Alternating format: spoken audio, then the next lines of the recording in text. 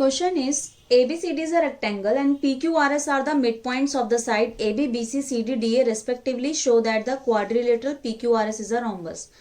आपको एक rectangle given है ABCD. आप एक रेक्टेंगल ड्रॉ करेंगे, उसको नाम देंगे ABCD. ABCD के चारों मिड पॉइंट्स आपको गिवन है. AB का मिड पॉइंट है P, BC का Q, CD का R और AD का S. चारों मिड पॉइंट्स को ज्वाइन करना है और आपको प्रूव करना है कि ये जो क्वाड्रिलेटरल बना PQRS क्या ये रोम्बस है. आपको ये प्रूव करना है. ठीक है, तो चलिए शुरू करते हैं. सबसे पहले हम गिवन सेक्शन में लिखेंगे जो हमको गिवन है ABCD is a rectangle in which PQRS are the mid points of the AB, BC, CD, DA respectively. अब आप टू प्रूफ सेक्शन लिखेंगे PQRS इज अ रोम्बस. हमको प्रूव करना है. हम इसको प्रूव करने के लिए हमें कंस्ट्रक्शन करनी पड़ेगी. हम किसी भी एक डायगोनल को ज्वाइन करेंगे. तो मैंने लिया है AC, तो हम लिखेंगे ज्वाइन AC. ठीक है, तो अब देखिए प्रूफ कैसे करना है. तो प्रूफ करने के लिए AC डायगोनल से क्या हुआ, AC डायगोनल से ये जो रेक्टेंगल है दो ट्राइंगल में डिवाइड हो गया. ठीक है, AC डायगोनल ने इस एक ट्राइंगल बना AC डायगोनल से ABC और दूसरा बना ADC. तो हम पहले ABC ट्राइंगल लेते हैं. इन ट्राइंगल ABC ट्राइंगल में तीन साइड्स हैं AB, BC एंड AC.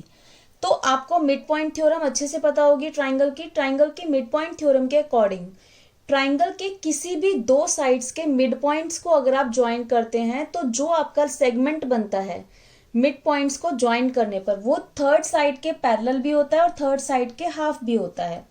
तो यहाँ पे AB का मिड पॉइंट है P और BC का मिड पॉइंट है Q. तो PQ जो हमारा सेगमेंट बना मिड पॉइंट को ज्वाइन करने पर तो वो इस ट्राइंगल की जो थर्ड साइड है AC, इस PQ जो है वो AC के पैरेलल भी हो जाएगा and PQ equals to half of AC भी हो जाएगा as per mid point theorem. ठीक है, तो वही लिखेंगे हम. In triangle ABC P is the mid point of AB, Q is the midpoint of BC as per midpoint theorem. तो midpoint theorem के अकॉर्डिंग क्या प्रूफ हुआ, therefore PQ parallel AC and PQ equals to half of AC. देखिए P जो है वो AB का mid point है, Q जो है वो BC का मिड पॉइंट है. तो PQ जो है वो थर्ड साइड यानी AC के पैरेलल भी होगा और PQ जो है वो equals to half of AC के इक्वल भी होगा मिड पॉइंट थ्योरम के अकॉर्डिंग. इसको आप दे दीजिए नंबर 1. ठीक है, अब हम दूसरा ट्राइंगल लेंगे. इन ट्राइंगल ADC यहां पर आप सिमिलरली लिख दीजिए. ठीक है, सिमिलरली इन ट्राइंगल ADC. इसी तरह ADC ट्राइंगल में S जो है वो AD का मिड पॉइंट है, R जो है वो CD का मिड पॉइंट है. S is the mid point of AD and R is the mid point of CD. ठीक है, तो as per mid point theorem therefore यहां पे ऊपर लिख दीजिए as per mid point theorem. तो इससे मिड पॉइंट थ्योरम से क्या होगा, जो SR हमारा सेगमेंट बना वो थर्ड साइड यानी AC के पैरेलल भी होगा और AC के हाफ भी होगा. तो लिखेंगे SR parallel AC and SR equals to half of AC. इसको दे दीजिए आप नंबर 2. ठीक है, अब आप देखिए, अब हम फ्रॉम फर्स्ट एंड सेकेंड अगर आप फर्स्ट एंड सेकेंड में ध्यान से देखेंगे तो AC के पैरेलल PQ भी है और AC के पैरेलल SR भी है. तो AC इक्वल है तो PQ पैरेलल SR भी हो जाएगा. तो लिख देंगे PQ parallel SR and PQ equals to half of AC है, SR equals to half of AC है. तो हाफ ऑफ AC इक्वल है तो ये दोनों भी एक दूसरे के इक्वल हो जाएंगे. PQ equals to SR. ठीक है, आपने इन फर्स्ट सेकेंड में क्या प्रूफ कर दिया, ये दोनों साइड एक दूसरे के पैरेलल प्रूफ कर दी और इक्वल प्रूफ कर दी. PQ जो है वो SR के पैरेलल भी प्रूफ कर दिया और PQ जो है वो SR के इक्वल भी प्रूफ कर दिया.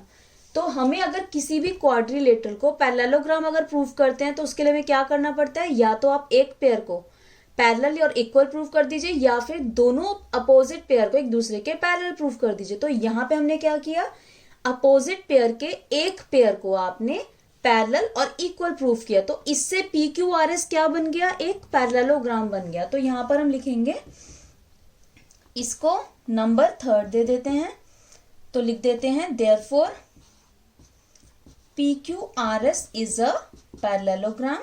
Y? Because one pair of opposite sides are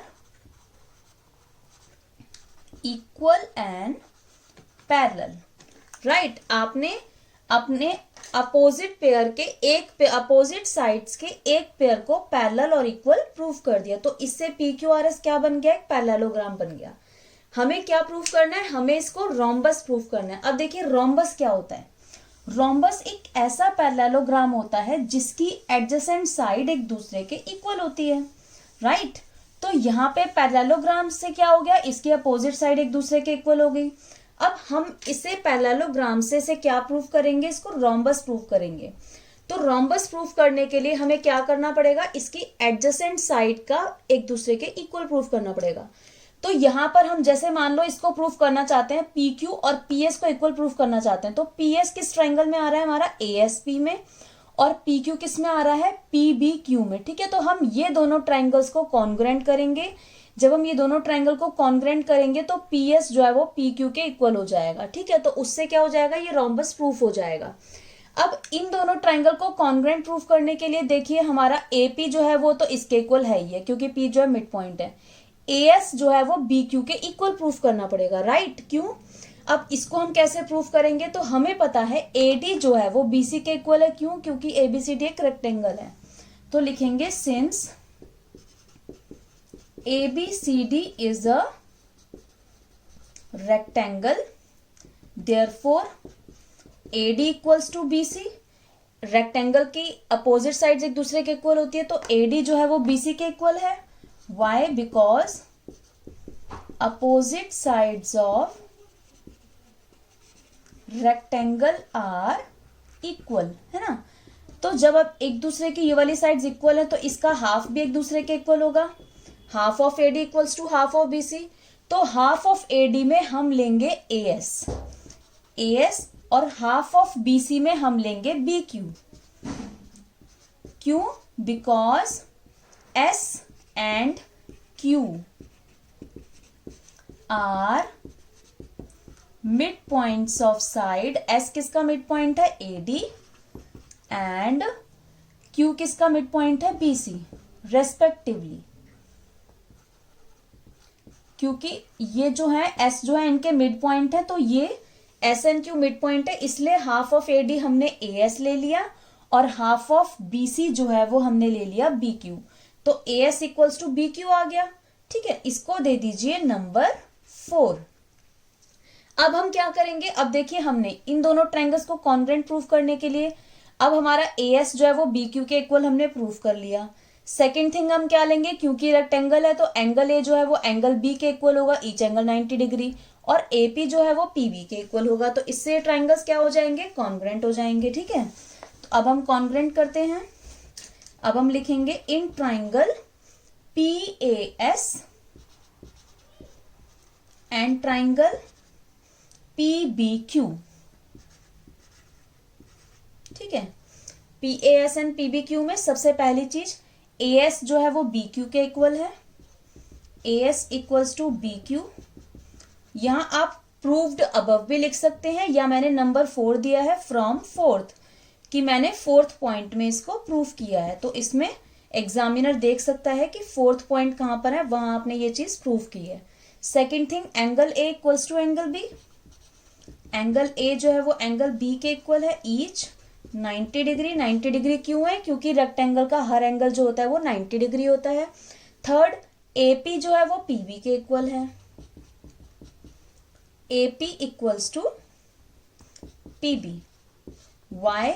Because P is the mid point of AB, क्योंकि P जो है वो AB का मिड पॉइंट है, तो इससे हमारे 3 रीजन से ट्राइंगल्स क्या हो गए, ट्राइंगल्स हो गए कॉन्ग्रुएंट।